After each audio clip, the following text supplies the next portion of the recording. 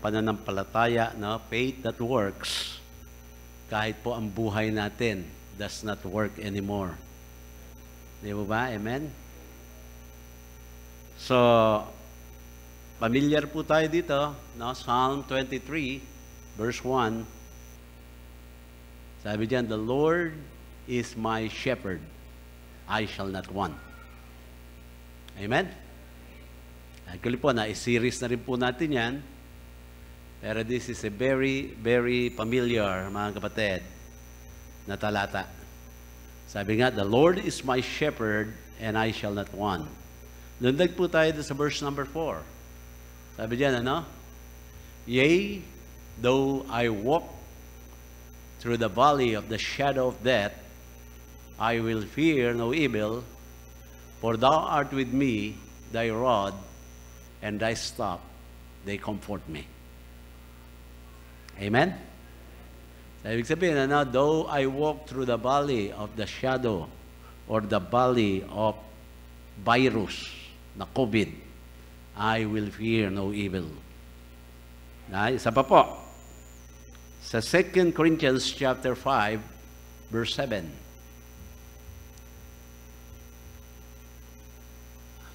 5:7 muna. For we walk by faith, not by sight. Amen? For we walk by faith, not by sight. 2 Corinthians 1:7. And our hope of you is steadfast, knowing that as ye are partakers of the sufferings, so shall ye be also of the consolation. Tayo po yung mananalangin.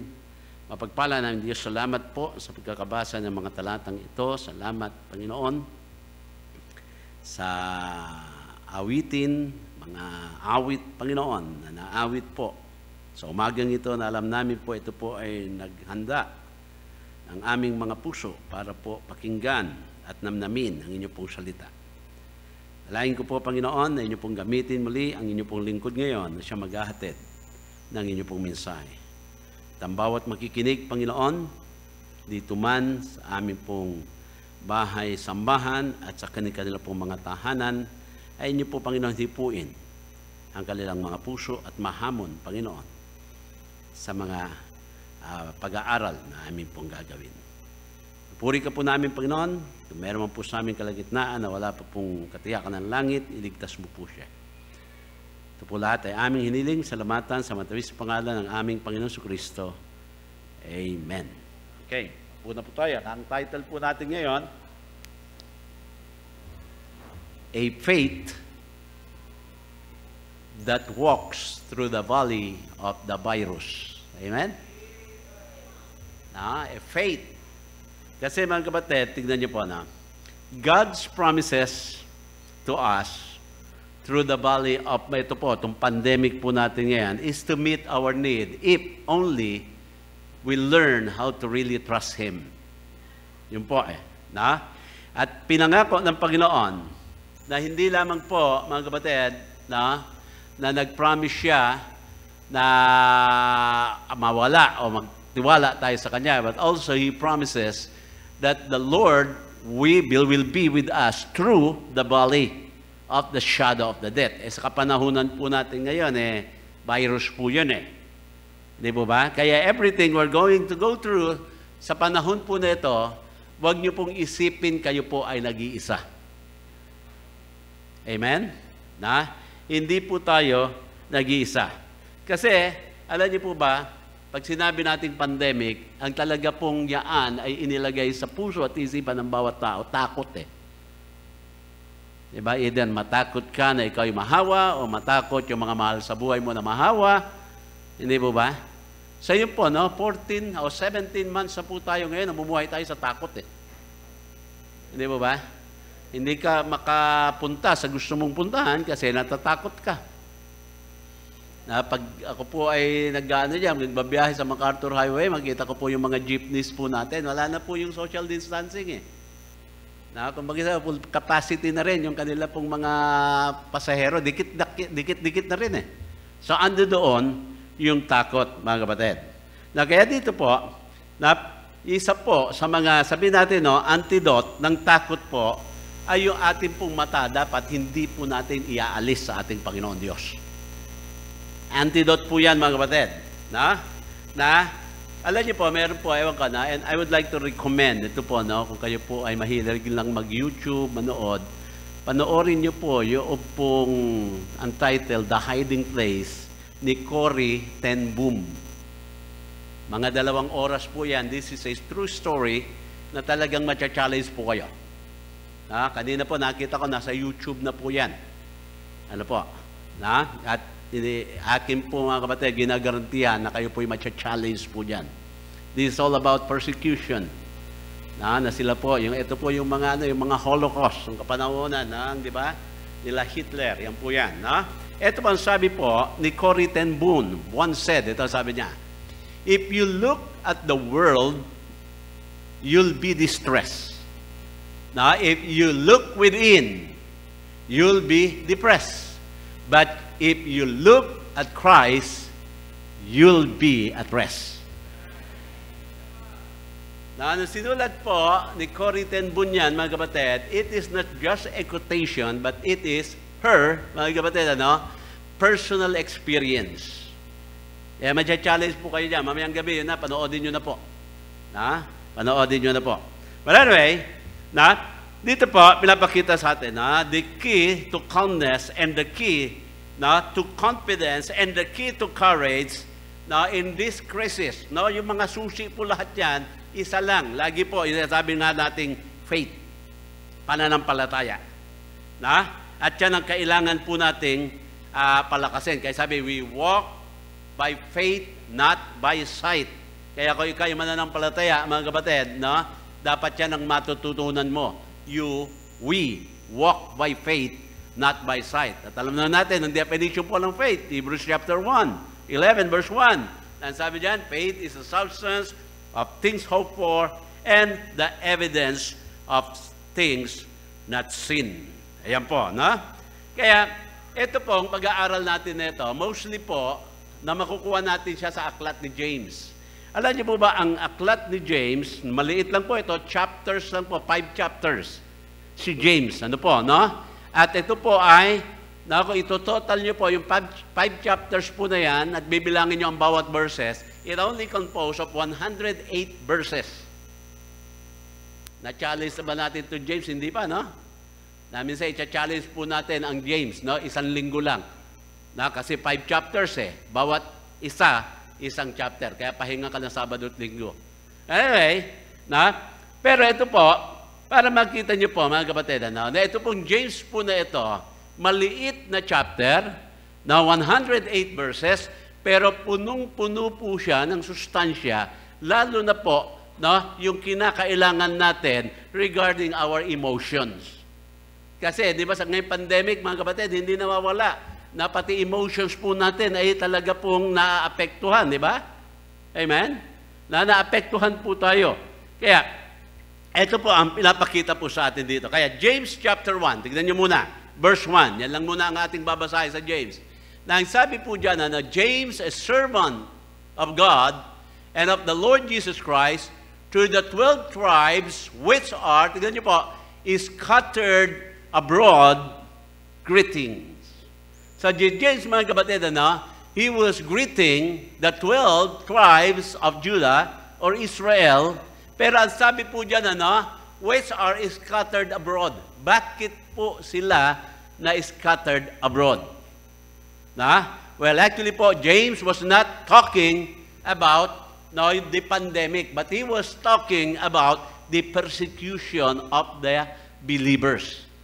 Kaya na-scattered sila Now, can you just imagine, mga kapatid, pag ikaw isang mananampalataya, persecuted ka, na imbis na nandoon ka sa iyong comfort zone, sa sarili mong bahay, hindi ka pwede kasi, persecuted kayo, kaya na-scattered abroad po sila. Kaya dito po, na pinapakita na maging itong mga ginigreet na ito ni James, sila po ay nagsasuffer sa kanila pong mga emotions. Na ganyan din naman, mga kapatid, ang ating pong nararanasan ngayon. Na meron po tayong mga tinatawag nga po na mga emotional, na mga problema, di ba? Nagkakaroon tayo ng anxiety, yung fear, mga kapatid, loneliness, no, irritability. Nairita ba kayo ngayong pandemic? Di ba nakakairita, mga kapatid? No? I'm feeling shortness ng ating mga temper, dumigsi, yung ating pong mga pasensya, mga kapatid. Lalo na po yung hindi makalabas ng bahay. Buti nga ngayon kahit paano nakakalabas na eh. Di ba? Yun nga lang, masasabi po natin na lahat po yan ay talagang maaapektuhan. Okay. Now, ngayon po, meron po tayong, bali po ito ay 6. Na 6 po na puntos na atin po pag-aaralan ngayon. Na paano nga ba tayo mapapagtagumpayan ang takot, no? At ating lagi talagang paiiralin ang ating pong patiwala at pananampalataya at hindi nating aalisin ang ating mata sa ating Panginoon. Kung tayo po'y magiging honest, sometimes mga kapatid, parang nawawala na tayo ng pag-asa eh. Di ba? Amen? Yung mga in-expect mo na dapat nasa iyo, wala ngayon. Para baga kahit yung mga ating mga hanap buhay, yung ating fellowship, naalala ko mga kapatid, na ilang buwan din tayo last year, na talaga pong talagang live streaming. Bagamat meron nakaka-attend dito, ilan-ilan lang yung mga hindi makaka-attend. Tapos yung first time na dinala na natin sila dito, mga kapatid, pambira, parang hindi pwedeng paghiwalayin eh. Excited lahat, di ba? Long time no see. Mga ganun po ba? Amen? So, ganun po ka-excited tayo. Okay. Now, ito po, kailangan po mapagtagumpayan natin yung emotions natin na merong tinatawag nga natin na yung takot. Ayan.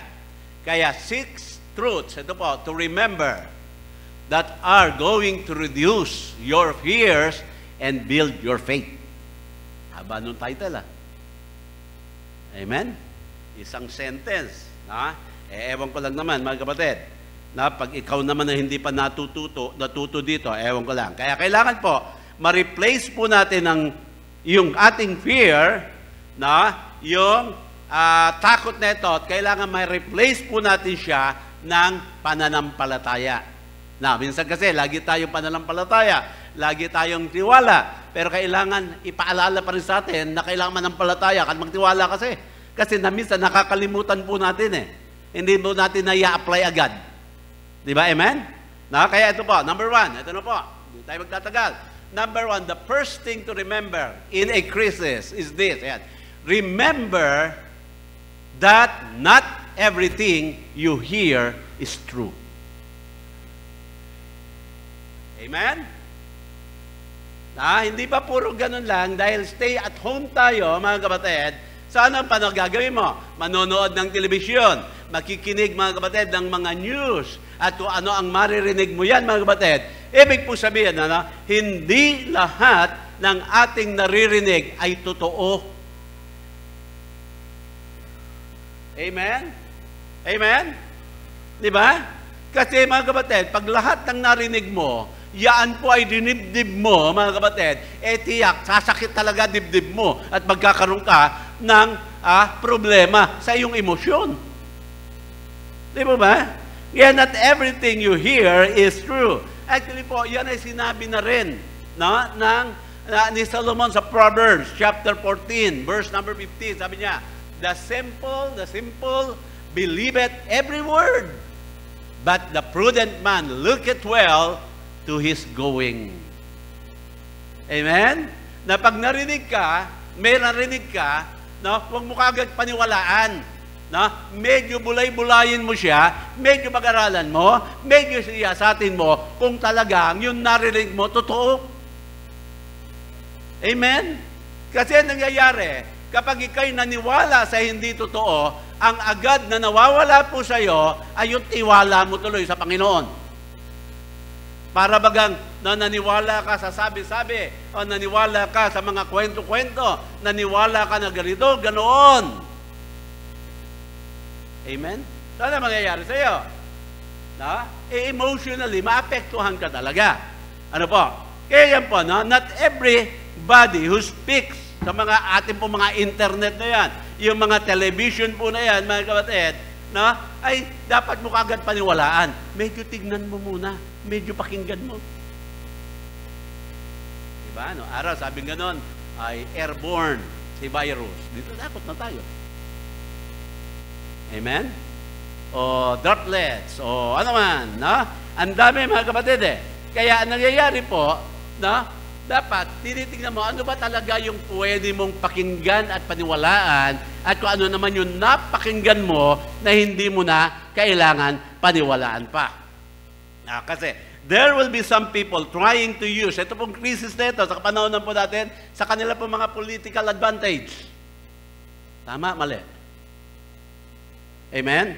Ang iba naman, mga kapatid, nagkakaroon ng mga conspiracy theory, yung mga blame, hanggang nangyayari, fault finding, kaya turuan sila, kaya dahil daw si Duque, ganyan, di ba? Hindi kaagad na close yung border. Lahat po, nagturuan alam mo naman, mga kapatid, pag meron kang sinisi, na parang sinasabi mo, mas magaling ako, kaya ako siya sinisisi. Hindi po, mga kapatid Di ba? Kaya, ganyan po ang nangyayari. Can you just imagine, mga kapatid, yung scanner natin, yung scanner, magkakano lang yan. Nung pumutok ang pandemic, mga kapatid, bali todo ang presyo. Amen? Swab test, para lang makuha mo sa loob ng 24 hours, kailangan magbayad ka ng more than 20,000. Amen? Kaya nakita niyo po, mga kapatid, na para bagang lahat po yan nagtaasan. Nagtaasan. Lahat mahal. Amen? Kanina nakikinig ako ng tugtog. Ewan kung narinig niyo na yung mabuti pa sila. Hindi niyo pa siguro narinig yan. Natuwa ako Mabuti raw yung surot, may nasusuksukan. Sabi ko, okay. Mabuti pa raw, yung snatcher, may naghahabol. Mabuti pa raw yung salamin, laging may tumitingin. Hindi nyo ba narinig na niya? Hanapin niyo po. Mabuti pa sila. Amen? Tapos may natuwa po ako doon na isa. Ang sabi mabuti pa raw ang galunggong. Mahal. Amen? So, ibig sabihin not everything na atin pong napapakinggan ay paniniwalaan. Diba? Yan ang sinabi ng Proverbs, the simple, believe it, every word. But, sabi diyan, the prudent man looketh well to his going. Ano pa ang sinabi netong si Solomon sa Proverbs 13, verse number 16? Ano sabi niya po? Hindi.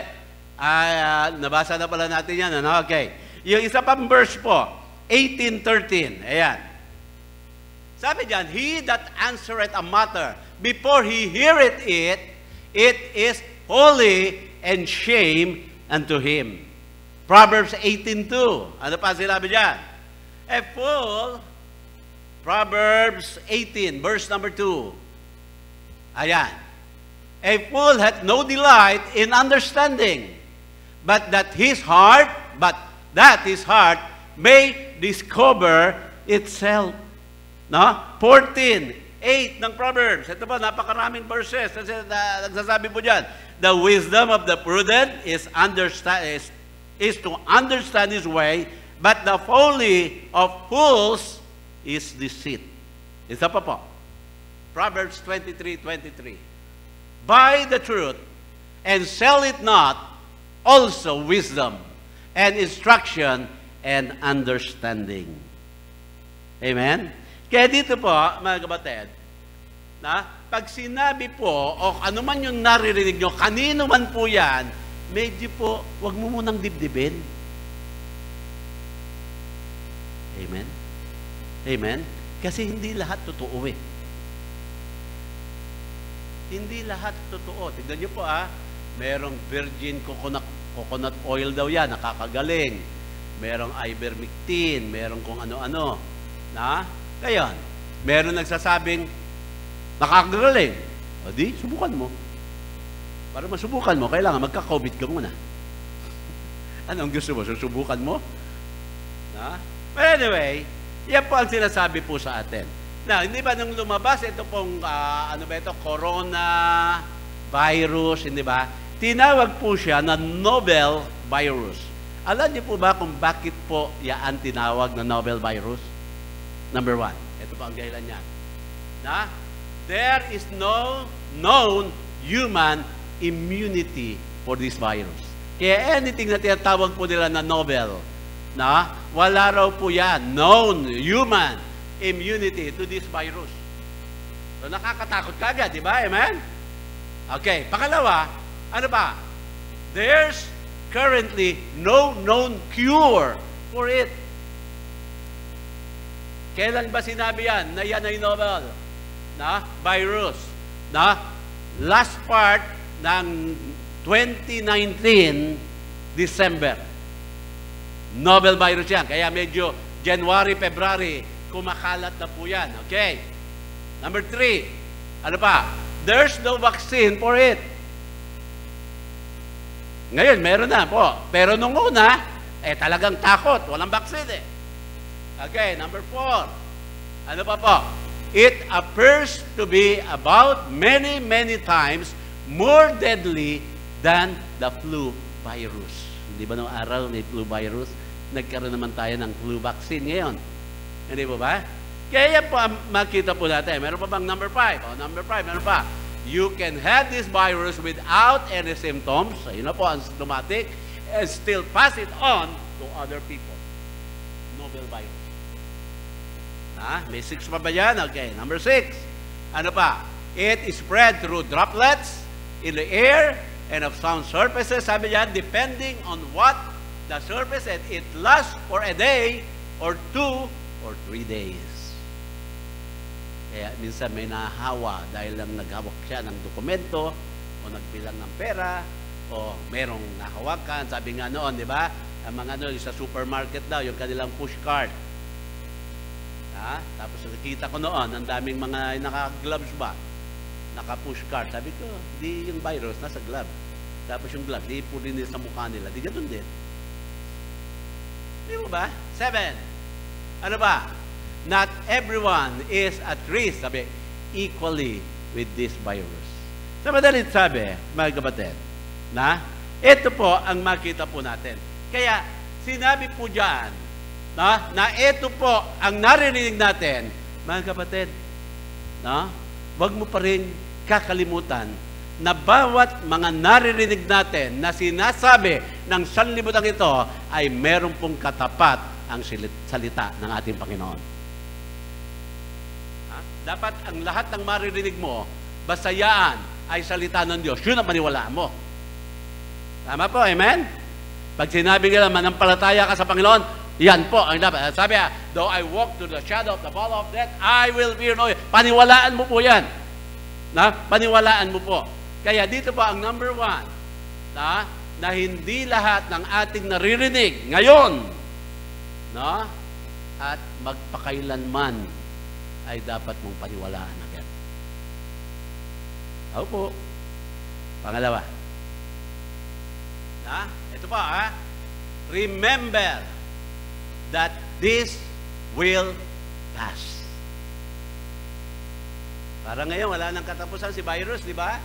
17 months na tayo, maalingaw-ngaw pa rin si COVID. Nag-mutate pa po siya, mga kapatid. Nagtawag pa ng mga kakampi. Nagkaroon ng mga dati, ano lang siya, isang virus lamang siya, corona. Ngayon may Indian na. May African pa ka eh. Hindi mo ba?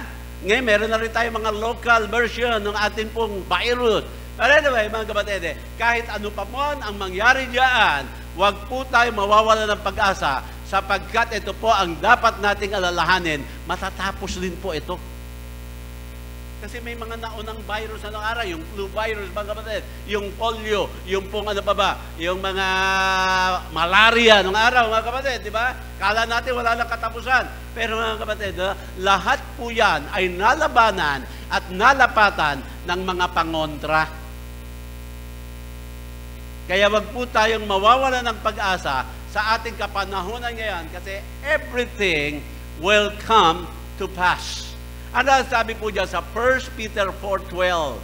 Sabi dyan, Beloved, think it not strange concerning, tignan niyo po, the fiery trials na which is to try you as though some strange things happen unto you. Sa madaling sabi, mga kapatid, ito po ay nangyayari ngayon kasi pinadadaan tayo ng Panginoon sa pagsubok. Opo. Amen? Yan po, sabi ng Panginoon. Sinusubukan ko kayo. Kaya ito po, sabi, bakit ba itong sakit na ito ay napunta pa dito sa mundo? Ang answer, siyempre po lagi dyan, since evil ay pumasok, yung evil na yun, kasalanan, pumasok sa mundo, ang mundong ito ay hindi na po naging perfecto. Amen? So, ibig sabihin, ang kasalanan ang sumira sa mundong ito. Amen? Kaya nakakaranas po tayo ng mga ups and downs. Ngayon, maaaring tayo po'y masaya, merong mga pagkakataon tayo naman po ay lulungkot. Kaya po, pati nga ang panahon, mga kapatid, nasira dahil sa kasalanan. Sinisisi nila, nabutas na yung ozone layer natin, na mayroong mga climate change, at kung ano-ano. Anyway, lahat po yan ay epekto, na ang kasalanan ay pumasok sa mundong ito, everything was broken. Even relationship was broken because of sin. Tignan niyo po dito sa Isaiah 24, verse number 5. Sabi diyan, the earth also is defiled. Yan sabi. Unto the inhabitants thereof, because they have transgressed the law.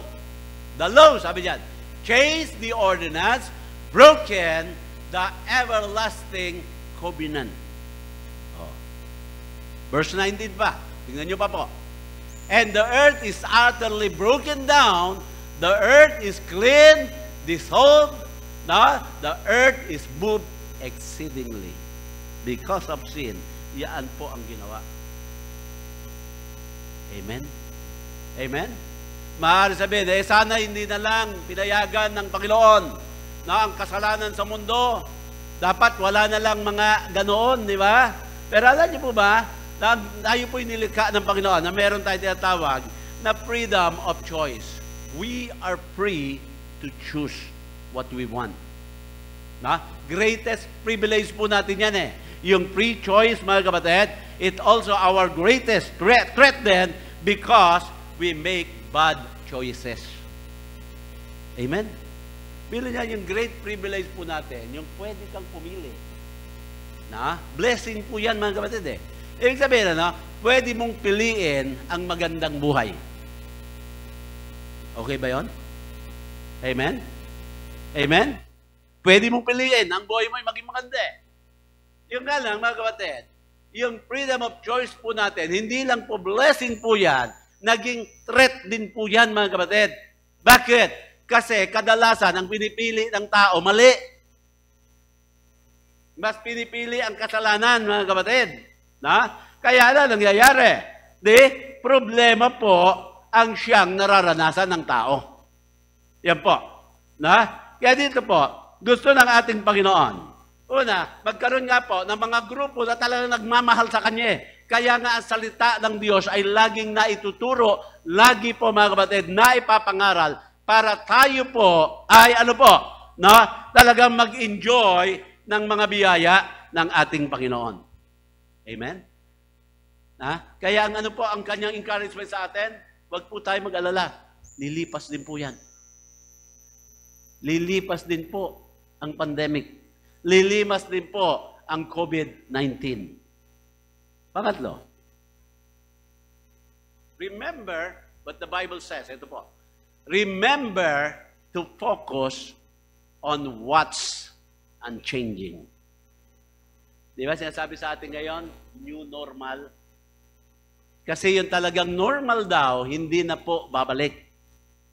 Actually po, kahit walang pandemic, hindi naman po tayo naging normal eh. Amen? Amen? Di ba? Noong araw, pag nakita mo ang mga bata, nakasalubong ng mga matatanda, magmamano yan. Di ba? Amen? Sabi, yan daw ang normal noong araw. Ngayon po, pag nakakita ka ng mga bata, at pag nagmurang malulutong, ano ang sabi? Normal yan. Na? Bagamat alam natin, hindi tama, pero tanggap na po sa ating lipunan. So, ibig sabihin, mga kapatid, kailanman hindi tayo naging normal. Bakit po? Kasi ang kasalanan ay talagang dumadaloy sa bawat henerasyon ng sangkatauhan. Di ba, amen? Nung araw, tingin lang ng mga magulang, talagang tiklop na ang mga bata eh. Ngayon, ano po? Tingin ng mga bata, tumitiklop ang magulang. Para baga ngayon sa panahon po natin, alam niyo po, parang ang may authority ay yung mga pinapakain ng magulang. Sila pa matapang eh.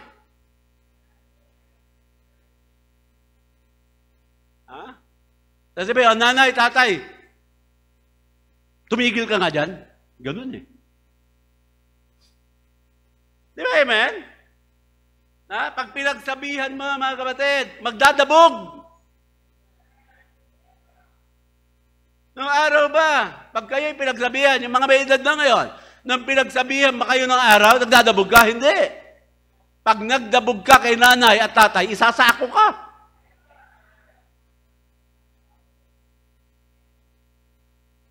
Amen? Kailan pa tayo naging normal? Tapos sasabihin, new normal. Hindi po, mga kapatid, habang ang talaga pong naghahari sa ating pong mundo ay kasalanan, hindi po tayo magiging normal. Kaya ano po ang dapat natin i-focus? I-focus mo yung mga bagay-bagay hindi nagbabago. Diba? Ano po yan? Tignan po natin dito. 2 Corinthians chapter 4, verse 17. Sabi diyan, for our light affliction, which is but for a moment, worketh for us a far more exceeding and eternal weight of glory. 18. While we look not at the things which are seen, but at the things which are not seen, for the things which are seen are temporal, but the things which are not seen are eternal. Amen? So ano po? Huwag ka raw titigin sa mga bagay-bagay. Huwag ka umasa doon sa mga bagay-bagay na nakikita mo. Kasi nagbabago yan eh. Di ba, amen? Titignan mo yung aparador mo. Dati yung baro mo, ganon. Ngayon, iba na. Di ba? Nagbago. Di ba? Tapos makakakita ng mga throwback na nakalagay sa FB. Mga payat days. Mga payat days daw nila. Payat days. Di ba? Amen? Si Brother Rolly, nag-post yung, ewan ko, kasal mo ba yon? Talaga naman daw, walang kamag-anak eh. Sabi, pambira, parang si Erap to Hindi mo ba? Amen? May picture ako pinakita mga kapatid, yung aking bewang, 27. Biro niyo po, 27. Ngayon 40 na. Kailan nangyari yon? Many years ago. Di ba? Kaya dito po, ang susi po, sa tawag natin, yung stability, everything around you is changing. Kaya we need to focus on the things that do not change. Ano po yun? Yung mga eternal, yung mga hindi nakikita, yan po ang eternal. Kaya ito po ang susunod. We focus not on what is seen. Kaya tignan niyo po. Ano po ba ito? Meron ako nilagay dito some truths that are never going to change. Yan po. Hindi magbabago po ito. Number 1. Ano sabi niya? God sees everything you are going through. He sees it all. Amen? So, ibig sabihin, kahit anong tago mo, nakikita ka ng Panginoon. Kahit ano pa ang nararanasan mo ngayon, nakikita ka ng Panginoon. Kahit ano pa ang pangangailangan mo ngayon, nakikita yan ng Panginoon. At kailanman, hindi yan magbabago. Kasi God watches us every day. Every week, every month, all the time. Yan po. Kaya yan po, hindi magbabago po yan. Dapat mga kapatid, mag-focus ka dyan na ang Diyos po natin laging nakatingin sa atin, laging tayo'y binabantayan, lagi pong inaalala ang ating pong pangangailangan. Number 2, God cares about everything you are going through. Amen? Nakwento ko po kahapon, kahapon yata. No, isang gabi, nagising ako, siguro mga hating gabi. Yung paggising ko, nakaramdam po ako ng parang panic attack. Dahil parang, parang nananaginip ako, hindi ako makahingi. Paggising ko po niyan, tayo agad ako. Tapos parang natakot ako. Maya-maya, kumalma na rin. Ngayon, ang pumasok agad sa isipan ko, paano kaya yung mga na-COVID na na-quarantine? Alala ko lang tuloy si Sister Lalaine, na na-quarantine siya doon sa sa Krame. Wala naman siyang kasama doon. At minsan daw nakakaranas siya ng nahirapan huminga. Diba? Parang yung mga takot nito pong mga na-quarantine at nabiktima ng COVID, parang naramdaman ko, sabi ko, nakakatakot pala talaga. Amen? Yun, nasa bahay pa ako, pwede kong meron akong pwedeng tawagin. Si Lakay, si Nel, nando doon. Pero yung ikaw lang. Amen? Na hindi ka naman pwede basta-basta lalapitan. Kailangan kala mo mga astronaut ang lalapit sa'yo. Dahil kailangan balit na balot.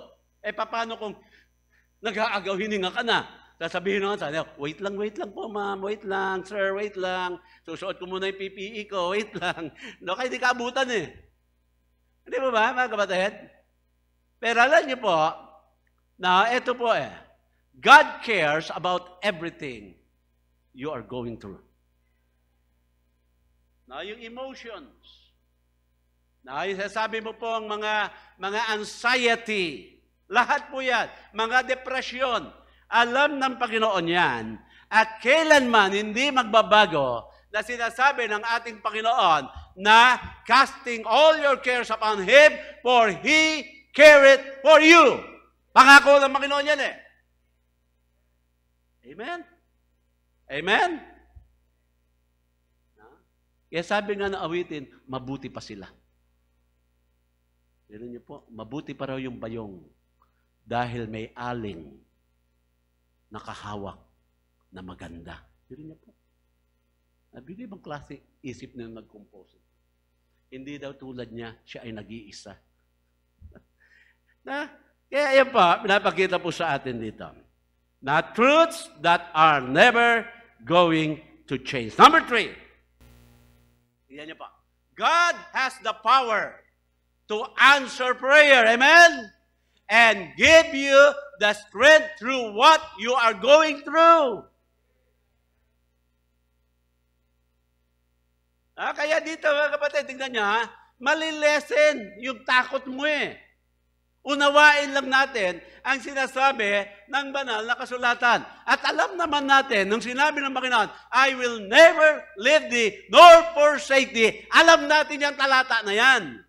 Di ba? Yung nga lang, kailangan mga kapatid, hindi lamang dapat natin siyang malaman, kung hindi dapat din natin i-apply na talagang hindi niya tayo iiwan at tuwing saan man, mga kapatid, at anuman ang ating nararanasan, anuman ang ating hinihiling sa Kanya. Ang sabi po diyan, God will answer our prayer. God has the power to answer our prayers. Totoo lang, ang dami na nga po nating answered prayer. Di po ba? Amen? Number 4. Ano pa yung number 4? God acts out of His goodness to me. He is always good to us. God is good all the time. God is good. And He will always act out of the goodness of God's goodness to us. Amen? Di ba sarap? Kahit sabihin mo pang humaba pa uli yung pandemic, basta ito po nasa puso natin, na-apply natin. Di ba? Number 5. Tignan niyo po. God's plan for your life is always better than your own plan. Yung pong kakalimutan yan, mga kapatid. God's plan for your life is always better than your plan. Di ba? Pag-aralan na natin na nakaraan yan, di ba? Amen? Meron pa ba? Meron pa bang pang-anim? Ayan. Pang-anim. Ito po. Ito na po, God will never stop loving you. You cannot make God to stop loving you. Kahit sabi mo, Lord, wag mo na akong mahalin, ang gagawin ng Panginoon, mamahalin ka pa rin. Amen? May kantang ganun, di ba? Brother Tong, I can't stop loving you. Di ba ganun? Di ba yun? Eddie Peregrina ba yan? Anyway, may kantang ganyan eh. Pero dito, mga kapatid, sinasabi po sa atin, God will never stop loving you. And it will not change. Hindi mababago yan. Doon ka mag-focus. Huwag kang mag-focus doon sa nawalan ka ng trabaho. Mahal ka ng Panginoon kahit nawalan ka ng trabaho. At manampalataya ka lang sa Kanya na baka naman hindi ka nawalan. Talagang inalis ka ng Panginoon dyan dahil papalitan ng Panginoon ang bago. Diba? Kaya yan po ang makita po natin. It will never change. So, lahat ng nakikita, temporary lamang. Lahat ng hindi nakikita, yaan po ay eternal. Ako po, nakikita nyo, temporary lang ako. Diba? Pero ang ating Panginoon, di natin nakikita, eternal yan. Ang pagmamahal ng Panginoon, eternal po yan. Okay, pang-apat, dito po. Remember that no matter what I go through, God will go through it with me. So, hindi ka nag-iisa. Kaya ngayong pandemic, kasama natin ang Panginoon.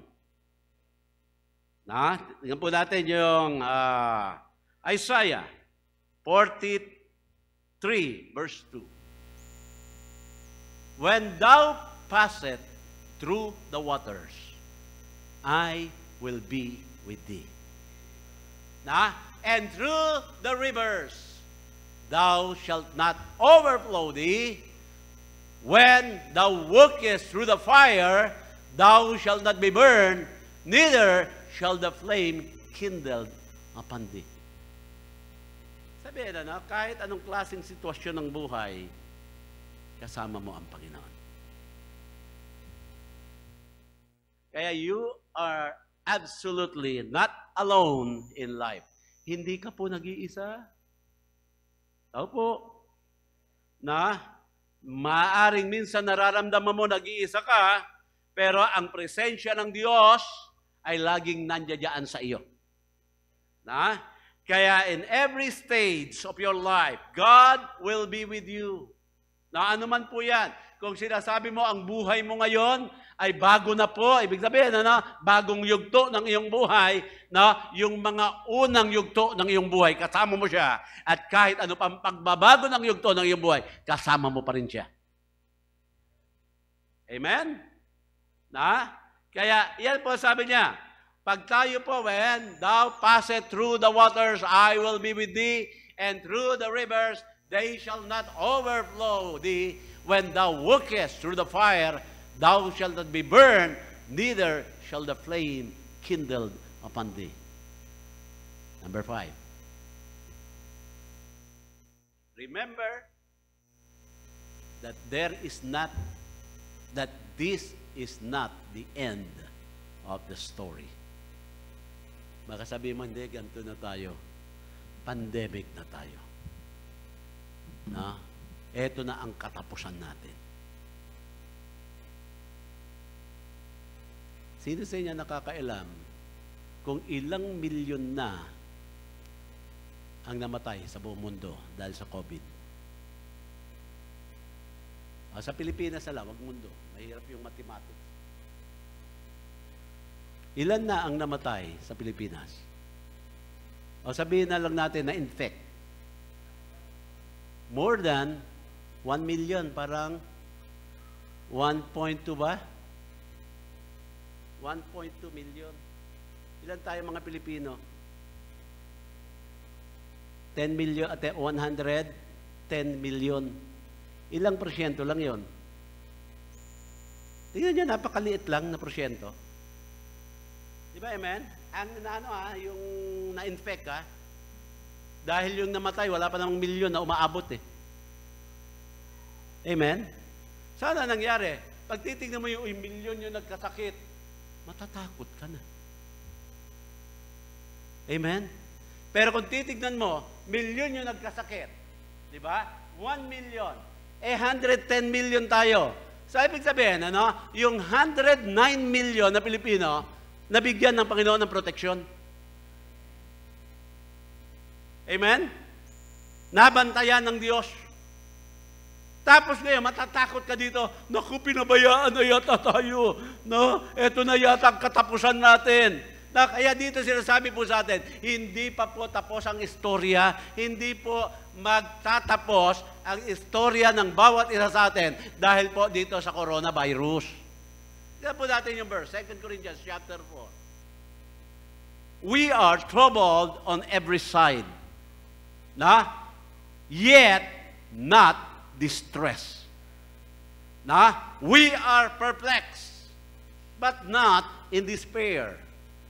Persecuted, but not forsaken. Cast down, but not destroyed. Ano yung kasunod dyan na verse? Okay, 10. 10 nga ba yung kasunod? Okay.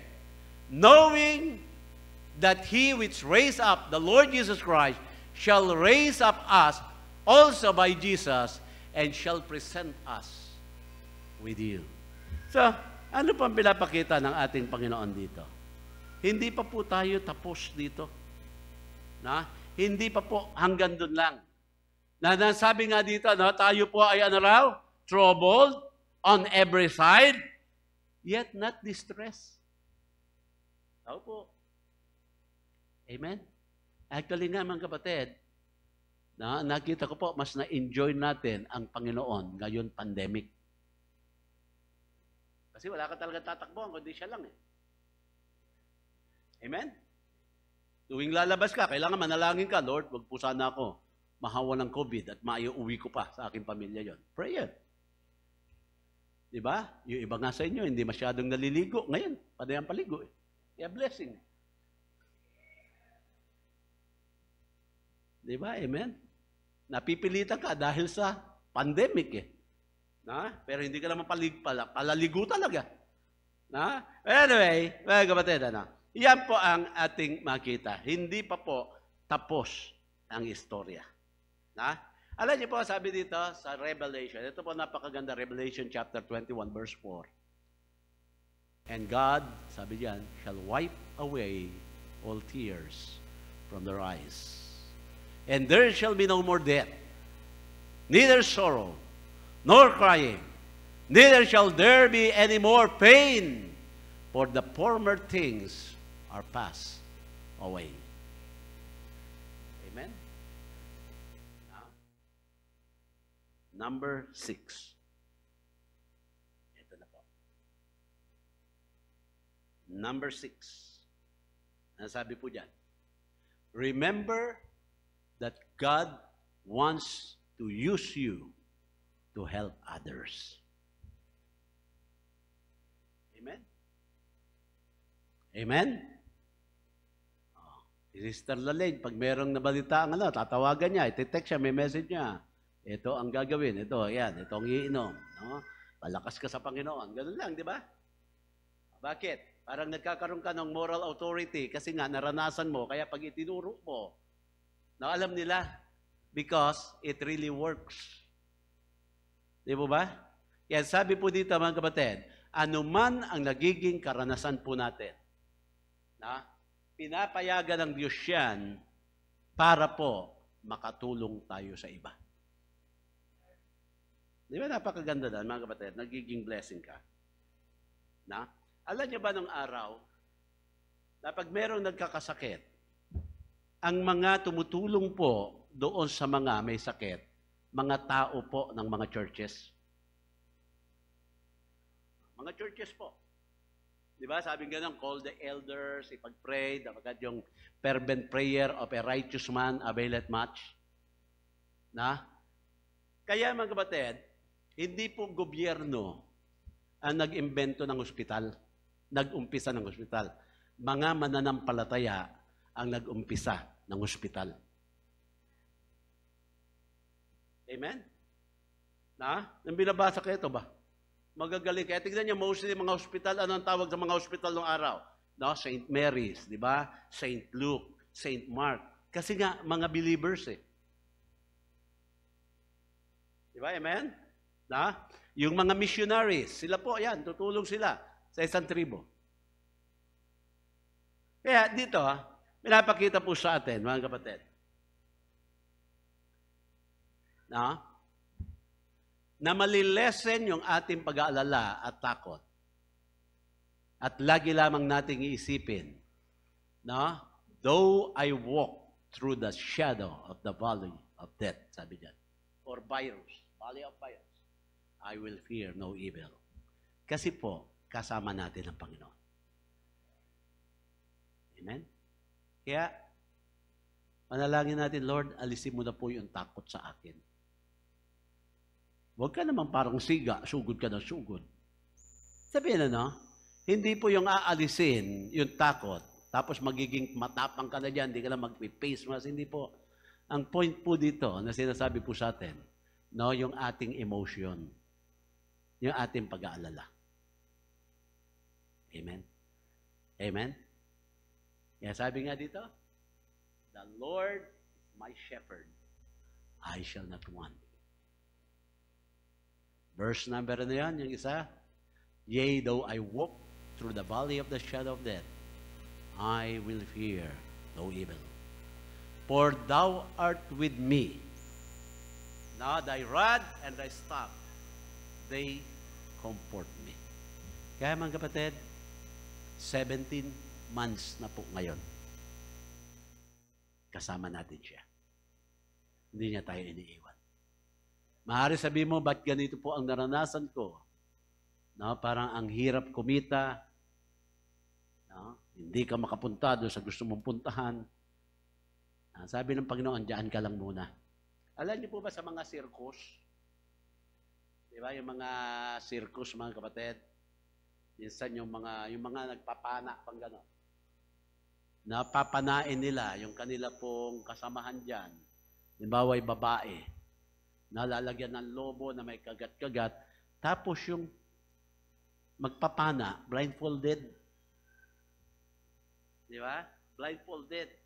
Ang tawag nila dyan, yung muscle memory lang. So pag ginanon yung pana at binitawan, talaga ang tinatamaan yung lobo.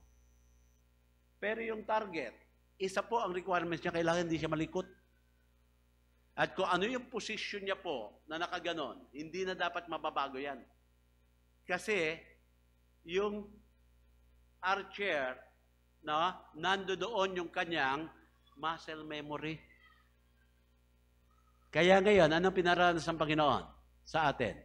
Huwag muna kayong malikot. Diyan lang kayo sa mga bahay nyo. Huwag muna kayong pasyal ng pasyal. Aading.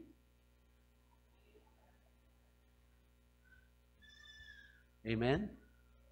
Although na hindi mong mapuntahan yan, dati mong pinupuntahan, sabi ng Panginoon, diyan ka lang muna.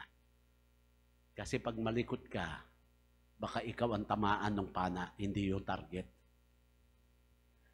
Amen? Kaya mga kapatid, ano sabi po dito sa atin? Na alisin ang takot, na labanan yung mga gumugulo sa ating emosyon at ang susi, manampalataya pa rin tayo sa ating Panginoon. Tayo pong lahat ay tumayo. Tumayo po tayo.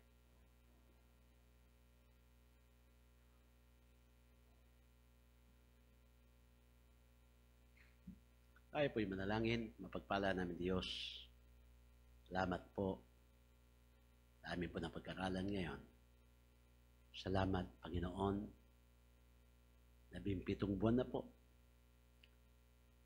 Ang aming pong nararanasan, di lamang sa aming bansa, maging sa buong mundo. Nandoon ang takot ng coronavirus na ito. Pero Lord, kung ito po ay nakita ng mga scientists, ibig sabihin, ito po ay temporary lamang. Sapagkat sabi ng inyo pong salita, lahat ng nakikita ay temporary lang. At lahat ng hindi nakikita ay eternal. Kaya Panginoon, ito po ay isa pa rin na pangako mo po sa amin na ang aming nararanasan ngayon ay matatapos po rin ito. Sapagkat ito ay temporary lamang. Kaya Panginoon, patuloy po kami manalig sa inyo. Patuloy po kami, Panginoon, magtiwala po sa inyo. Tulungan mo po, Panginoon, ang inyo po mga anak na marahil may mga pagkakataon sa kanila pong mga buhay na natatalo po sila ng takot, nauuwi ito sa pag-aalala, at ito po'y humahantong pa po ng pag-aalinlangan sa mga pangako ng inyo pong salita. Kaya, Panginoon, kilusin mo po ang puso ng bawat isa ngayon. Ano man ang aming nararanasan po ngayon, dito po sa altar, ay amin pong ilapit. Dalangin ko po ito, Panginoon, sa pangalan ng aming Panginoong Jesucristo. Habang lahat na kayo ko